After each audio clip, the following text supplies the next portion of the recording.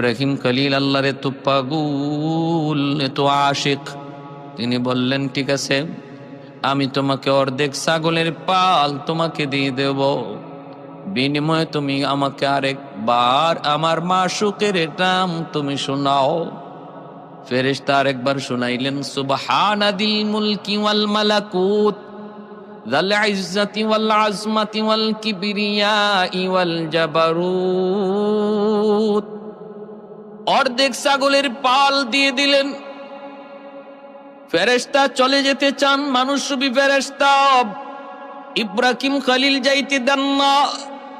আবার জড়ায় ধরলেন, না না, আরেকবার আপনি আমাকে শোনান। ফেরেশতা বলে, শুনাইতে পারি, শর্ত হলো বাকি অর্ধেক ছাগলের পালটাও আমাকে দিয়ে দিতে হবে। ইব্রাহিম খলিল বলেন, তাও তোমাকে দিয়ে দিলাম, কিন্তু আমাকে আরেকবার এই নামটা শোনাও। আমি যেই নামের পাগল, এই নামের যে আমি আশিক, আমি যেই নামের জন্য পাগল। ভাইরে, আল্লাহ নামের উপরে কি পরিমাণ দেওয়ানা, আল্লাহর আশিক আল্লাহর নামের উপর কি পরিমাণ দেওয়ানা, আল্লাহ আল্লাহ নামের উপরে কি পরিমাণ মজা, কি পরিমাণ স্বাদ একজন আশিক ছাড়া বুঝে না। একজন আশিক ছাড়া কোনোদিন এই নামের মজার স্বাদ বুঝবে না। আল্লাহ আল্লাহ ক্যা মজাই নাম হে, अल्लाह अल्लाह आशिकों का काम है।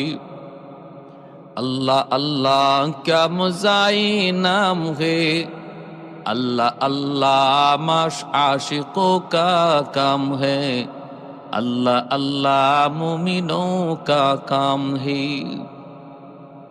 अहदुन लैसा कमिस्ली समदुन लैसा कफदली लिमनिल मुल्क तुगु ई तो सजावार खुदाई। আল্লাহর পয়গম্বর বলে, আমি অর্ধেক ছাগল বাকি অর্ধেকটাও দিয়া দিব, বিনিময়ে আরেকবার আমার মাশউকের নাম তুমি শোনাও। ফেরেশতা আবার তার নাম শুনাইলেন, বাকি অর্ধেক ছাগলের পাল তিনি দিয়ে দিলেন। এরপরে দেখা যায় ফেরেশতা চলে যেতে চান, কিন্তু ইব্রাহিম খলিল তিনি তো যাইতে দেন না। আবার যা আটকায় দিলেন আর বলতেছেন, আমাকে আরেকবার শোনাও, আরেকবার আমার মাশউকের নাম শোনাও। ফেরেশতা বলে, এখন তুমি কি দিবা? কিছুই তো নাই, দিবা কি? আমি তো বদলা ছাড়া নাম বলি না,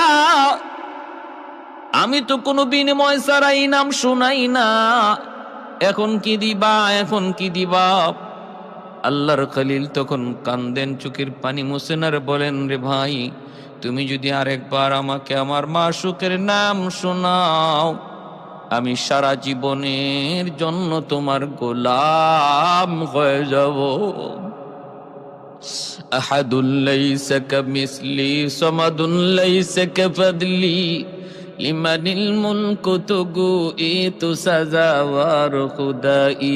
তু খুদাওয়ান্দে ইয়ামিনি, তু খুদাওয়ান্দে ইয়াসারি, তু খুদাওয়ান্দে জমিনি, তু খুদাওয়ান্দে সামাই।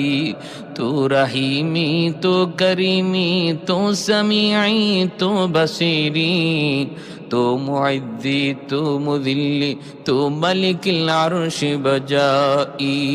বরি আজ খুরদন ও খুফতন, বরি আজ তুহমতি মরদন, বরি আজ বিমো বরি উ, বরি আজ বিমো উমিদি, বরি আজ রঞ্জ বালাই।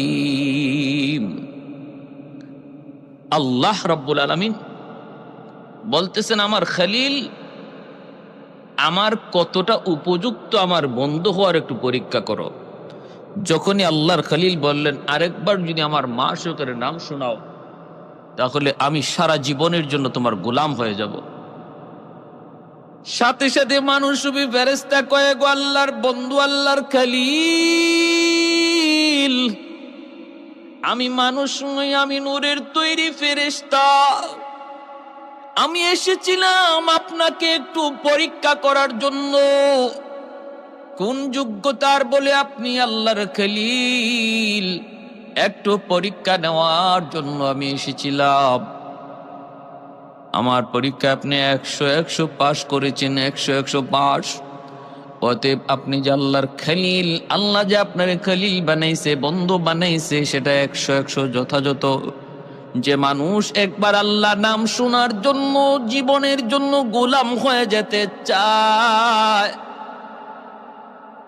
গোলামির জিন্দেগি গ্রহণ করতে চায় শুধু একবার আল্লাহ নাম শোনার জন্য, সে যে আল্লাহর কতটা পাগল, কতটা দেওয়ানা, বুঝতে আর বাকি নাই।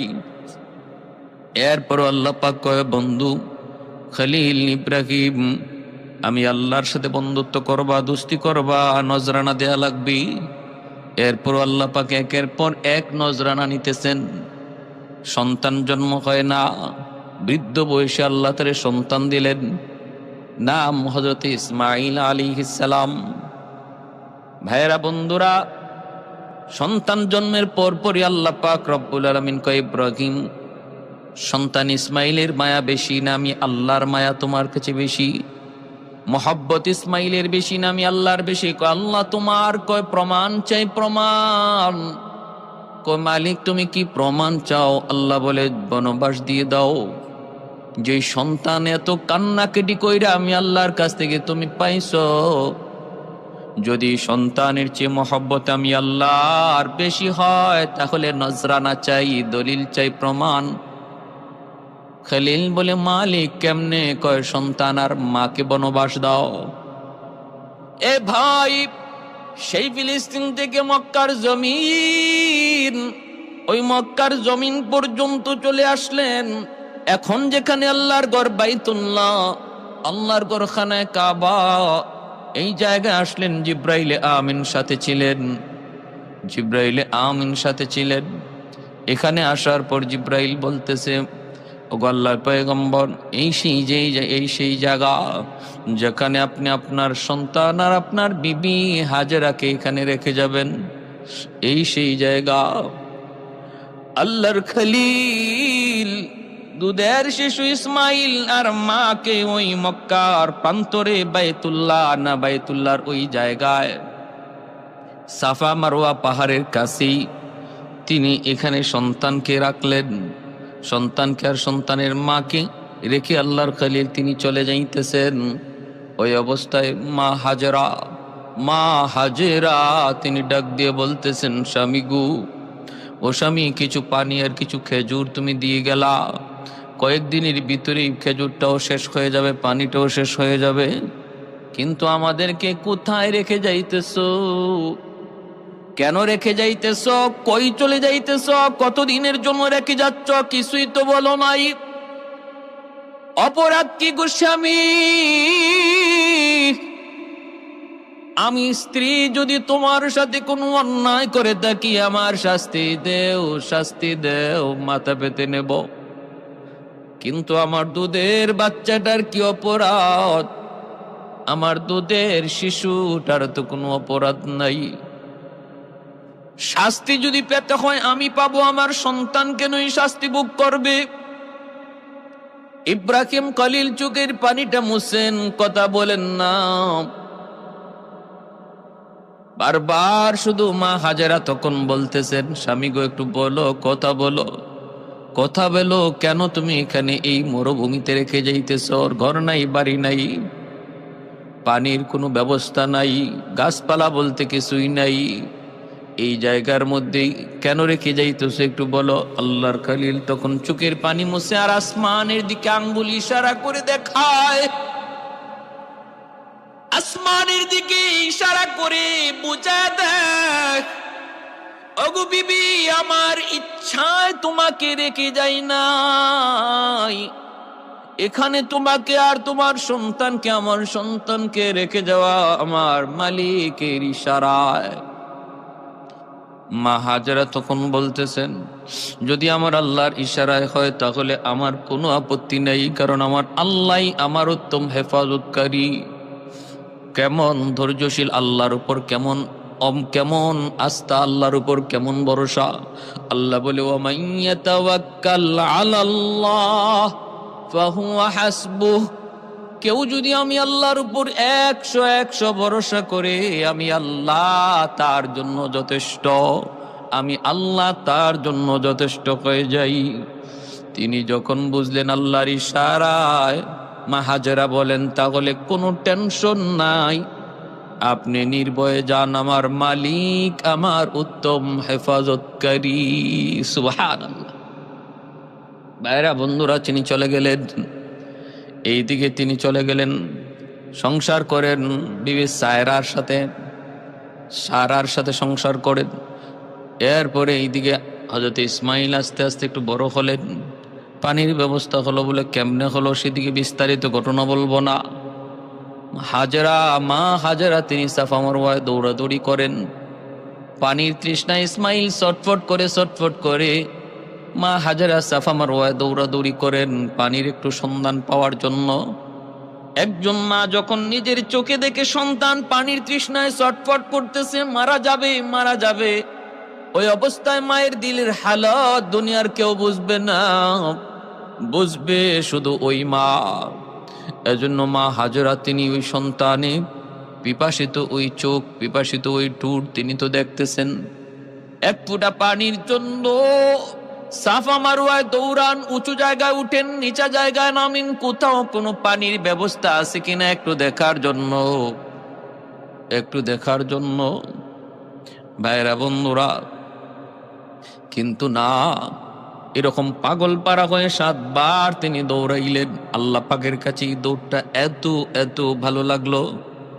হজের মৌসুম চলছে, হজের হাজিগণ আল্লাহর ঘর দেখার জন্য রওনা দিয়েছেন। এ ভাই, এই হজের পুরা আমলগুলি, রকুনগুলি আমাদের দুইজন পিতার স্মৃতি এর মধ্যে বেশি জড়িত। একজন আদি পিতা আদম, আরেকজন হলো জাতির পিতা ইব্রাহিম আলাইহিস সালাম। এই দুইজনের স্মৃতি হজের সমস্ত কাজের মধ্যে সবচেয়ে বেশি জড়িত। এই স্মৃতিগুলাই চারণ করা হয়। মা হাজেরা আলাইহিস সালামের এই দৌড় আল্লাহর কাছে এত পছন্দ লাগছে, সমস্ত হাজিদের জন্য আল্লাহ সাফা মারওয়ার 7টা দৌড়কে আল্লাহ ওয়াজিব করে দিছে, যে এটা আদায় না করলেও একজন মানুষের হজ কামেল হবে না, পরিপূর্ণ হবে না। সুবহানাল্লাহ। তারপরে হযরত হাজেরা আলাইহিস সালাম তিনি দেখতেছেন পানির সন্ধান না পেয়ে ইসমাইল আলাইহিস সালামের কাছে আসলেন। আইসা দেখেন পায়ের গোড়ালির আঘাতে এই পাথর ফেটে জমজম পানির উৎপত্তি, জমজম পানি ফোয়ারা তৈরি হয়েছে। মা হাজেরা সাথে সাথে এই পানির চতুর্দিকে পাথর দিয়ে একটু বাঁধ দিয়ে আটকাইলেন, নতুবা এই পানি যদি ওই সময় তিনি না আটকাইতেন, তাম পৃথিবী এই জমজমের পানিতে ভরপুর হয়ে যাইত, সব ডুবে যাইত। আজও সেই দিন থেকে জমজম পানির ফোয়ারা তৈরি হয়েছে, আজও আছে, কিয়ামত পর্যন্ত এই পানি থাকবে। কতবার সেচন করা হয়েছে, কিন্তু পানি আর কমে না, নিচ থেকে যেভাবে উঠতেছে এইভাবেই আল্লাহর কুদরতে পানি উঠতেছে। কত অমুসলিমরা কত পরীক্ষা করেছে জমজম, বিজ্ঞানীরা, ইহুদিরা, খ্রিস্টানরা জমজমের পানি কত পরীক্ষা করেছে। এই পানির মধ্যে একটা গুণ হলো পানির তৃষ্ণা নিবারণ হয়, আর একটা গুণ হলো পেটের ক্ষুধা, এই ক্ষুধাও নিবারণ হয়। শুধু পানির তৃষ্ণা নিবারণ হয় না, ক্ষুধাও নিবারণ হয়। এজন্য এই পানির তৃষ্ণার সাথে তারা যে ক্ষুধার্ত ছিলেন, তৃষ্ণার্ত এবং ক্ষুধার্ত দুটোটা আল্লাহ পাক এই জমজম পানির দ্বারা পূরণ করেছেন। আজও জমজম পানি যারা পান করে, এই পানি পান করার দ্বারা যেমন তৃষ্ণা নিবারণ হয়, তেমন ক্ষুধাও নিবারণ হয়। আল্লাহ এই দুটোটা শক্তি পানির মধ্যে রেখেছেন। এজন্য আমার ভাইয়েরা বন্ধুরা, এইভাবে তিনি মক্কায় বড় হতে লাগলেন। বাইতুল্লাহর জন্ম হলো, আল্লাহর ঘর বাইতুল্লাহ তৈরি হলো, মানুষের বসতি হলো। মানুষের বসতি তৈরি হওয়ার আগেই আল্লাহ পাক রব্বুল আলামিন ইসমাইল আলাইহিস সালাম কিছুটা মায়ের আদরের সোহাগে তিনি কিছুটা বড় হতে লাগলেন। মাত্র বাবার আঙ্গুল ধরে ধরে হাঁটা শিখলেন, আব্বু আব্বু বলা ডাক শিখলেন। সন্তানের এই বয়সটাতে বাপ মা সন্তানের প্রতি বেশি আসক্ত হয়। আল্লাহ পাক রব্বুল আলামিন তখন বলতেছেন, ইব্রাহিম, তোমার ইসমাইল এখন আব্বু আব্বু ডাকতে জানে। অতএব এই বয়সে সন্তানের প্রতি বাবার দরদ বেশি হয়। আমি আল্লাহ দেখতে চাই এই দরদটা তোমার অন্তরে বেশি নাকি আমি আল্লাহর দরদ। স্বপ্ন যুগে আল্লাহ দেখাইতেছেন ইব্রাহিম কোরবানি করো। ইব্রাহিম আলাইহিস সালাম স্বপ্ন যুগে দেখেন কোরবানি করার নির্দেশ, ঘুম থেকে উঠা 200টা উট কোরবানি করলেন। আবার স্বপ্নে দেখেন ইব্রাহিম কোরবানি করো, আবারও তিনি 200টা উট কোরবানি করলেন। আবার দেখেন কোরবানি করো। ও ইব্রাহিম, তোমার কাছে সবচেয়ে প্রিয় বস্তুটা কোরবানি করো। এইবার ঘুম থেকে উঠে চিন্তায় পড়ে গেলেন, প্রিয় বস্তু আমার কাছে সবচেয়ে প্রিয় বস্তু হলো আমার সন্তান ইসমাইল। আল্লাহ তো আমার কাছে আবারও পরীক্ষা চায়, বন্ধুত্বের পরীক্ষা চায়। সন্তান কোরবানি। সারার সাথে পরামর্শ করলেন। বিবি সারা বলেন, আপনি আল্লাহর হুকুম কার্যকর করুন। রওনা দিয়ে দিলেন মক্কায়। সেই তিনি বিবি হাজেরাকে বলতেছেন, বিবি গো, ও বিবি, আমার সন্তান ইসমাইলকে তুমি একটু সাজায় গুজায় দাও। এক জায়গায় বেড়াইতে যাব, মেহমানদারি করতে যাব। হাজেরা তিনি সাজায় গুজায়া বাবার সাথে দিয়ে দিলেন। মা হাজেরা তিনিও খুব খুশি, আমার সন্তানকে আমার স্বামী এত আদর করতেছেন, এত মায়া বরে ডাইকা তিনি কোথাও নিয়ে যাবেন মেহমানদারিতে বেড়াইতে। মা সন্তানকে যখন বাবা আদর করে, বাবা বেশি আদর করে ডাক দেয়, তখন মার কলিজা বেশি খুশি হয়। বাবা যখন সন্তানকে বেশি আদর করে, তখন মার কলিজা বেশি খুশি হয়। হাজেরা বলতেছেন, যান আপনি সাজায় গুজায় দিলাম। তিনি সাজায় গুজায় নিয়ে রওনা দিছেন। এইদিকে শয়তান মা হাজেরার কাছে এসে বলতেছে, হাজেরা, সন্তান ইসমাইলকে তুমি নিজে একা লালন পালন করছো, সন্তানকে মানুষ করেছো তুমি, যত কষ্ট যত যন্ত্রণা সব তুমি নিজে সহ্য করেছো। আজকে তোমার ওই কলিজার টুকরা সন্তানটারে তুমি তোমার স্বামীর সাথে দিয়া দিছো কোথায়? কয় বেড়াইতে। কয় না, বেড়াইতে নেই গো হাজেরা, তোমার সন্তান ইসমাইলকে ইব্রাহিম নিয়ে গেছে জবাই করার জন্য, জবাই কোরবানি করার জন্য। হাজেরা বলতেছে, কস কি তুই? বাবা কোনোদিন সন্তানকে জবাই করবে? কয় হ, করবে। হাজেরা বলেন, অসম্ভব, আমি বিশ্বাস করি না। শয়তান বলে করবে। কয় না, বিশ্বাস করি না এমনি। শয়তানে কয় আল্লাহর হুকুমে। তখনই মা হাজেরা বলে, তাহলে তুই ইবলিস। আমার আল্লাহর হুকুমে যদি এটা হয়ে থাকে, আমি তো নিষেধ করবই না, বরং আমি আরো সুন্দর করে সাজায় গুজায় দেব।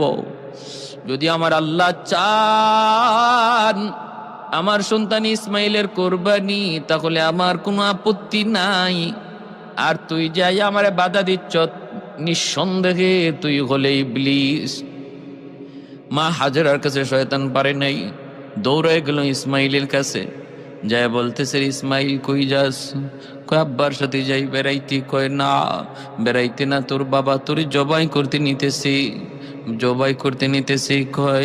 কয় কেমন করে এটা সম্ভব? কয় না, আল্লাহর হুকুমে।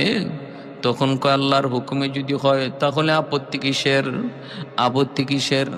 শয়তান এই কথা যখন এইভাবে ওয়াসওয়াসা দেয়, ইসমাইল আলাইহিস সালাম বাবা ইব্রাহিমকে বলে দিলেন, আব্বা কে যেন আমারে কি কইতেছে? কয় আপনি বুঝে আমারে জবাই করতে নিতেছেন। ইব্রাহিম আলাইহিস সালাম বুঝে ফেলছেন এটা শয়তানের কারসাজি। তিনি বলেন, বাবা 7টা পাথর দিয়ে ওরে ঢিল মার, ও হলো ইবলিস। ইসমাইল আলাইহিস সালাম 7টা পাথর দিয়া ঢিল মারলেন। শয়তান আগুনে পুড়ে গেল, চলে গেল। সেই ঢিল মারার স্মৃতি আল্লাহ পাক এখনো জামারাতে আল্লাহ পাক কিয়ামত পর্যন্ত সেই স্মৃতি আল্লাহ ধরে রাখছে। হাজিদেরকে আল্লাহ বইলা দিছে, হাজিরা হজ করতে যাবা, আমার ইসমাইল যেইভাবে ইবলিসের ঢিল মেরেছিল 7 বার, তোমরাও যদি 7 বার ইবলিসের ঢিল না মারো, হজ আমি আল্লাহর কাছে কবুল হবে না। আমি আল্লাহর কাছে বড় পছন্দ লাগছি যেই মুহূর্তটা দেশে ঘাবড়ে যাওয়ার কথা, ভয় পেয়ে যাওয়ার কথা, শয়তানের কথায় বাবার সাথে এ বিষয় নিয়ে আলোচনা করার কথা, দৌড় দেওয়ার কথা। কিন্তু না না, বরং শয়তানকে আরো ঢিল মারলো, আমি আল্লাহর কাছে এত পছন্দ, এই আমল তোমরা বিজড়িত না করলে, স্মৃতি আবার চারণ না করলে হজ কবুল হবে না। ভাইরা বন্ধুরা, ইব্রাহিম আলাইহিস সালাম বললেন, বাবা ইসমাইল, স্বপ্নে দেখেছি আমি তোমাকে কুরবানি করতেছি, এবার তোমার পরামর্শ দাও, তুমি কি বলো? ইব্রাহিম খলিলুল্লাহ যখন এই কথা বলেছেন, ইসমাইল আলাইহিস সালাম ছোট্ট বালক, 10 বছরের বালক, তিনি বলতেছেন, আব্বা স্বপ্নে যা দেখেছেন আপনি তা বাস্তবায়ন করুন, আপনি আমাকে ধৈর্যশীলদের ভিতরে পাবেন, আমি অধৈর্য হব না, মালিকের হুকুমের সামনে অধৈর্য হব না, আপনি আমাকে ধৈর্যশীলদের ভিতরে পাবেন। আব্বা আপনি আল্লাহর আদেশ দেরি করবেন না, কার্যকর করুন, কিন্তু আব্বা আপনি যে আমাকে কোরবানি দিবেন, আপনি আমাকে উপর করে শোয়ে রাখবেন, আমাকে আমার চেহারাটা দেখে আপনি কোরবানি দিয়েন না, কারণ আমার চেহারা যদি আপনার নজরে পড়ে তাহলে কিন্তু কোরবানি দিতে পারবেন না, হাত আপনার চলবে না, উপর করে শোয়ে দিবেন। আর আমার রক্ত মাখা জামাগুলি আমার মা হাজেরার কাছে রক্ত মাখা জামাগুলি পৌঁছে দিয়েন, কারণ বাবা গো, আমি তোমার আদর, মায়ের আদর, দুটা আদর আমার মার কাছে পাইছি। জন্মের পর থেকে আমি কি শুধু মাকে দেখছি? বাবার আদর আমি আমার মায়ের কাছ থেকে পেয়েছি, আদব শিক্ষা আমি আমার আম্মার কাছ থেকে শিখেছি। আমি ছিলাম আমার মায়ের চোখের শীতল, এজন্য আব্বা কোরবানির পর আমার রক্তমাখা জামাটা আম্মার কাছে পৌঁছে দিন, মা কিছুটা সান্ত্বনা পাবে। ইব্রাহিম আলাইহিস সালাম তিনি এবার শোয়াইলেন, শোয়া তিনি সন্তান ইসমাইলকে উপর করে শোয়াইলেন, ছুরি চালাবেন, কিন্তু দেখা যায় ছুরি চালাইতে পারেন না। ইসমাইল আলাইহিস সালাম নিজ থেকে বলতেছেন, আব্বা এখনো তোমার হাত কাঁপতেছে, ছুরি চলবে না। বাবা তুমি তোমার চোখটাও বেঁধে ফেলো, কারণ তুমি তোমার নিজের চোখে সন্তানের কুরবানির দৃশ্য দেখলে কুরবানি হবে না, করতে পারবা না, নিজের চোখটাও বেঁধে ফেলো। ইব্রাহিম আলাইহিস সালামকে ইসমাইল এই পরামর্শ দিলেন। ইব্রাহিম আলাইহিস সালাম নিজের চোখটাও তিনি বেঁধে ফেললেন, তারপরে ছুরি চালাইতে শুরু করলেন। ভাইরা বন্ধুরা, ছুরি চালাইতে শুরু করলেন। আল্লাহ পাক রব্বুল আলামিন উপর থেকে দেখতেছেন, আল্লাহ পাক ফেরেশতারা দেখতেছেন আর বলতেছেন, মালিক তুমি এই কি প্রেমের খেলা শুরু করেছো, তুমি আজকের কি খেলা শুরু করেছো, এই তোমার কুদরতের কেমন খেলা? ও আল্লাহ, আমাদের আর কোনো প্রশ্ন নাই, ইব্রাহিম কেমন করে তোমার বন্ধু হলো, আমাদের আর কোনো প্রশ্ন নাই, তুমি কুদরতি খেলা বন্ধ করো। আল্লাহ তুমি বন্ধ করো। রব্বুল আলামিন বলতেছেন, একটু দেখ না কই যায়, কোথায় পর্যন্ত যায় পৌঁছে আমার ইব্রাহিম ইসমাইল। যখন ছুরি চালায় দিলেন, নিঃসন্দেহে এইবার ছুরি চালাইলেন।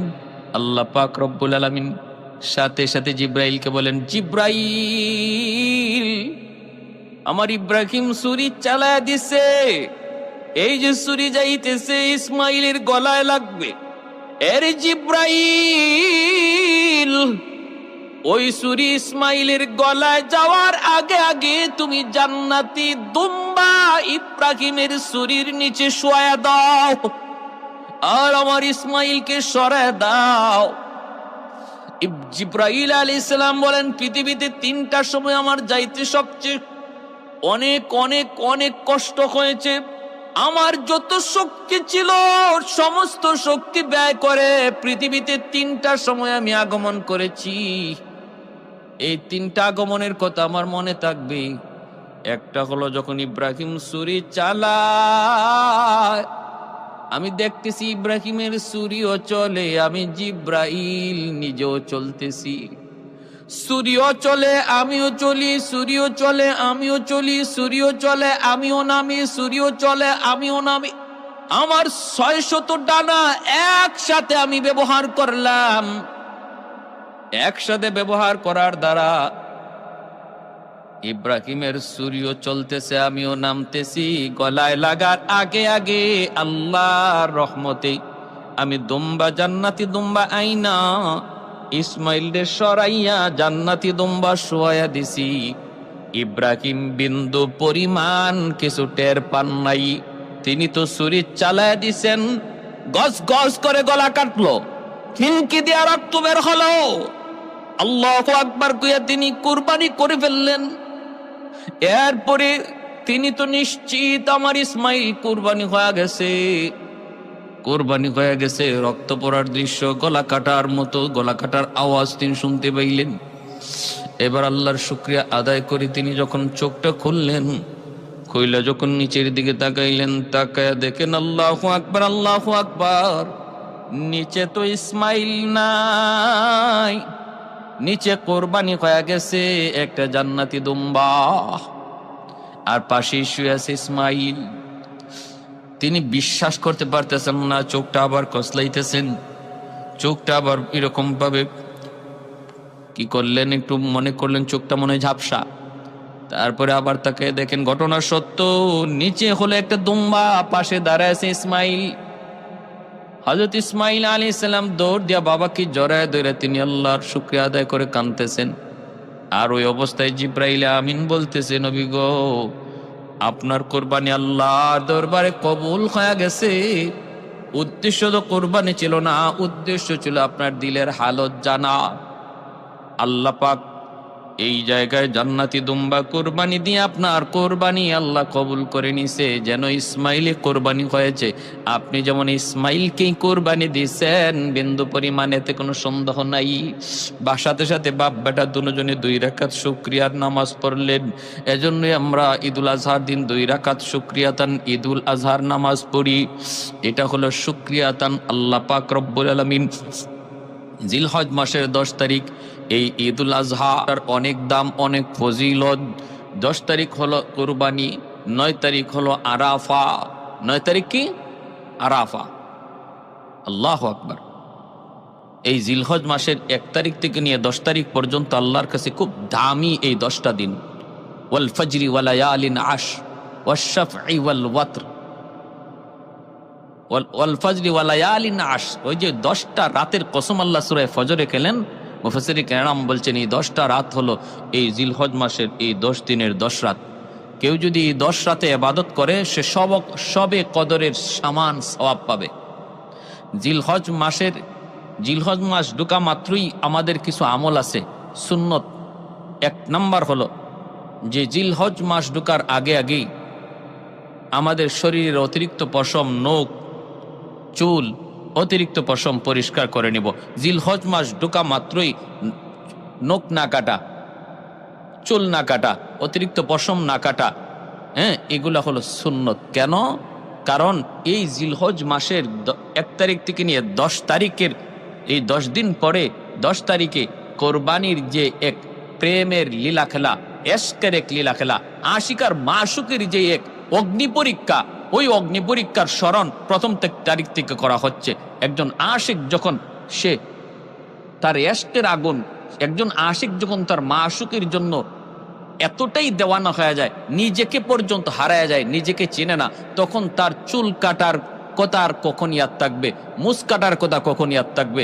একজন সত্যিকারের আশিক তার মাথার চুলের খবর থাকে না, একজন সত্যিকারের আশিকের তার নখের খবর থাকে না, একজন সত্যিকারের আশিক অতিরিক্ত পশমের কোনো খবর থাকে না, সে তো একজনের পাগল। আল্লাহ পাক রব্বুল আলামিন ওই কুরবানির মধ্যে ইব্রাহিম আলাইহিস সালাম যে কি পরিমাণ আল্লাহর আশিক ছিলেন, যে ইশকের কারণে সন্তান, কলিজার টুকরা সন্তানকে আল্লাহর মহব্বতের সামনে কোরবানি দিয়ে দিচ্ছেন, সেই কথা স্মরণ করার জন্য একজন আশিকের নমুনা হওয়া জিলহজ মাস ঢোকা মাত্র, এটা মায়ার নবীর বহুত বড় এক সুন্নত।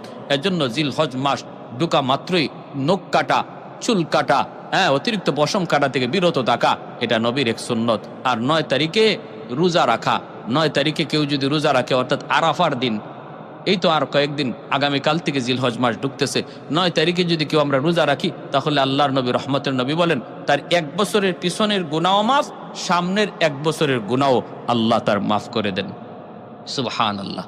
প্যারে হাজিরিন, আল্লাহ পাক আমাদের সবাইকে এই আমলগুলা করার তৌফিক দান করুন। আর কোরবানির মধ্যে যে নিয়ত, ইব্রাহিম আলাইহিস সালাম যেই নিয়তে আল্লাহকে খুশি করার নিয়তে যেমন কোরবানি করেছিলেন, এমন নিয়ত নিয়ে আমি আপনিও যদি আজকে কোরবানি করি, তাহলে এই কোরবানি আল্লাহর কাছে কবুল হবে।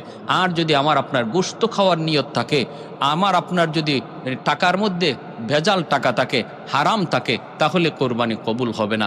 কোরবানি কবুল হওয়ার জন্য শর্ত হলো দুইটা। এক হলো টাকাটা, পয়সাটা হতে হবে হালাল, একদম নির্ভেজাল। আরেক হলো নিয়তটা হতে হবে সহি, শুধু আল্লাহকে খুশি করা। কারণ ইব্রাহিম আলাইহিস সালাম তিনি আল্লাহকে খুশি করার নিয়ত তার কি পরিমাণ ছিল, আল্লাহর প্রেম আর ভালোবাসা কি পরিমাণ ছিল। কারণ ইনি নিশ্চিত তার সন্তানকে তিনি জবাই করেছেন, নিশ্চিত সন্তানকে জবাই করেছেন। একজন বাবা তার সন্তানকে জবাই করতে পারে আল্লাহর মহব্বতে, তাহলে বুঝেন এই মহব্বতটা কতটা নির্ভেজাল, কতটা খাঁটি ছিল। আমরাও আমাদের কোরবানি আসতেছে, এই কোরবানিতে হারাম টাকা দিয়া কোরবানির তো অংশীদার হব না। 7 জন শরিকানের ভিতরে একজনের টাকাও যদি হারাম হয়, তাহলে 7 জনের কোরবানি বাতিল হয়ে যাবে, 7 জনের কোরবানি বাতিল হয়ে যাবে। কেউ যদি সুদী প্রতিষ্ঠানে চাকরি করে, সুদী প্রতিষ্ঠান থেকে লেনদেন করে, তাহলে তার সাথেও কোরবানি দেওয়া থেকে বিরত থাকবো। আর হলো নিয়ত সহি, গোশত খাওয়ার জন্য নাকি আল্লাহরে খুশি করার জন্য? আল্লাহরে খুশি করার জন্য। এই কোরবানির রসুমটা, এই কোরবানির গোশত এখন আমরা নিজেরা খাইতে পারি। ইব্রাহিম আলাইহিস সালামের এই তো জমানার পর থেকে কোরবানির তরিকাটা এরকমভাবে তৈরি হয়েছে, আমাদের জন্য সহজ হয়েছে। এখন আমরা পশু কোরবানি করি, আবার নিজেরা গোশতও খাই। কিন্তু এর আগ পর্যন্ত কোরবানি ছিল, কিন্তু তরিকা এমন ছিল না। আকাশ থেকে আগুন আইসা কোরবানির বস্তুটারে খেয়ে ফেলতো, নিজেরা খাওয়ার কোনো সুযোগ ছিল না। আল্লাহ আমাদেরকে এই কথা বুঝার এবং এই কোরবানি আল্লাহকে রাজি খুশি করার নিয়ত করার তৌফিক আল্লাহ দান করুন। মায়ার নবী বলেন যে কোরবানি দেয় প্রতিটা পশমে পশমে নেকি আল্লাহ তার আমল নামায় দান করে। এজন্য সাধ্য যার আছে, মান ওয়াজাদা সাআতান, নবী বলেন যার সাধ্য আছে কোরবানি দেওয়ার, সে যেন কোরবানি দেয়। এটা বহুত বড় এক সওয়াব। পশুটার গায়ে যদ্দুর পশম আল্লাহ তার আমল নামায় দান করে, আর ওই রক্ত মাটিতে পড়ার আগে আগেই আল্লাহ তার কোরবানি কবুলও করে, যদি নিয়ত সহি হয়। আল্লাহ আমাদেরকে আমল করার এবং সে অনুযায়ী চলার তৌফিক আল্লাহ দান করুন।